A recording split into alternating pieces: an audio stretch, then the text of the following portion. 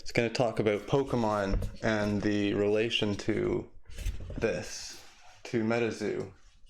That I guess when I first heard about Metazoo was about 5 months ago, and when I first heard about it, I didn't think very much of it. I saw the art and I thought it looked kind of silly, and I kind of just didn't care for it. And I heard it was trying to compete with Pokemon, and I thought that was kind of ridiculous because Pokemon has so many different avenues for revenue. It's the #1 media franchise worldwide. So they have their games, their show. The movies were huge when they originally came out. They're not really big nowadays, but they had so many different ways to get into it. And I think probably the game was my biggest hook to it. And if Metazoo is trying to compete with Pokemon, you can't compete with something that big. That was my original thought.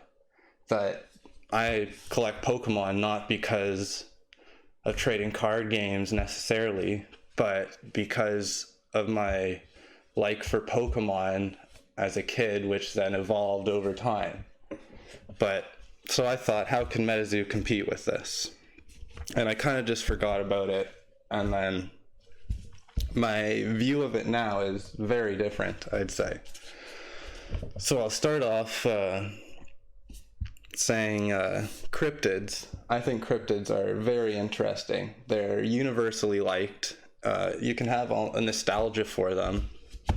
I could use Bigfoot, for example, that pretty much everyone knows Bigfoot, and you can have almost a nostalgic view of Bigfoot. And even though this is new, you can still maybe have that feeling because of what cryptids are. And I was watching an interview today with Steve Aoki, and he called it a literal gold mine IP, and that no one's tapped into it yet. Steve Aoki is, I believe, the co-founder of Metazoo with, can't think of his name right now, Mike Waddell. And I think to a point they're right. I think it's something people have an interest in. It's something that is universally loved. People constantly come up with new cryptids and new urban legends. Because that's essentially what they are, like unicorns, which is, I believe, is coming up. Yes, Steve Aoki is a co-founder of Metazoo, which is huge. I don't know if you know, but I think they have a collab coming up with Logan Paul, which could blow up prices ridiculously. When asked about it, they said TBA, which is to be announced. But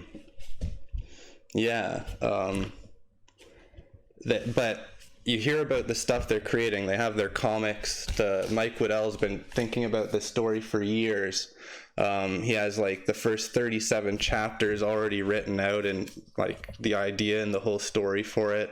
They're planning. They just got into Walmart and Target, which is completely increases their viewership. They're huge with collabs. They said there was a Sniper Wolf collab coming up in the near future. They have a game coming out. I think from my understanding, it's just an online trading card game.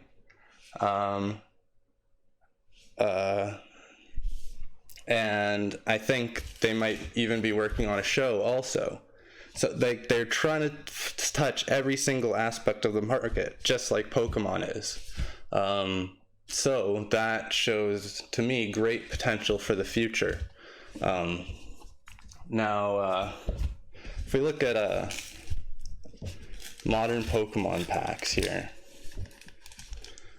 they're very, I like them. They're nice, but they're very detailed, lots of graphics. Like, I feel like it's hard to see what's going on. And you look at some Metazoo packs, a solid color and one character on it. And I have here a vintage Pokemon pack. I think they look really similar. That you have the name, trading card game, collectible card game, the amount of cards in the set, Cryptonation and base set 2. Same with Mothman and Gyarados here. So you can see the similarities in the packs. So I feel almost a nostalgia opening them, even though I've never opened them before. And I've enjoyed opening this far more than any recent Pokemon set I've opened. So I have a couple of cards here to go through. We have I've gone over the similarities between the two cards, the bright border, the simplicity maybe of the backgrounds, but both I found similarities in these two cards of the characters, like their mouths and the fangs and kind of coming out, it seems like, stepping out of something. And you can see here almost layers in the background of the color, with the main focus being on the characters. Two dragons, very similar shape or form they are standing in, and simple background once again. I went over this in a previous stream, but the washout almost of the colors, that they kind of fade, and the sparkliness of the backgrounds, just kind of a scratched out wash color.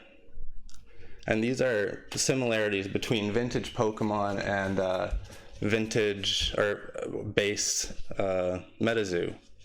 Here we have a Pikachu, one of the more desirable cards of the base, and Mothman. Main focus on the character with a bit of a detailed background, but still kind of washed out, and not anything too drawing of your eyes, which could be seen in this character also. And then once again, mouths open, fangs. There's almost like a spotlight in a way on the characters, I feel like. And like these two, they're kind of universally known. Like War Turtle, you don't need to know what War Turtle was to know, like, that's a turtle. You can see, oh, that's a goat or a hound. It's not overly complex, it's just very simple, and I like it very much because of that. And the new Pokemon sets, not set, but generation released in the new video, what was it? Violet and Sapphire, or I'm not sure, but I guess those are pretty simple. You have a little military looking duck. It's like a dragon with an apple, and can't remember what the grass starter looking one was, but they were okay.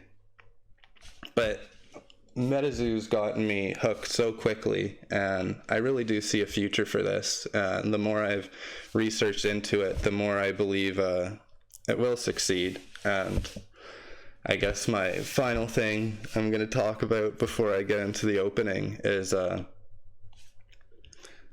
almost been disappointed with Pokemon, more modern Pokemon recently.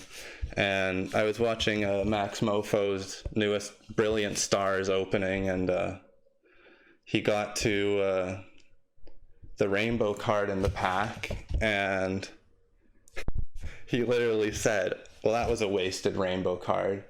And that's supposed to be the best card you get in your pack. And I opened a couple Vivid Voltage with Pikachu, the fat, giant Pikachu, and this is what I have.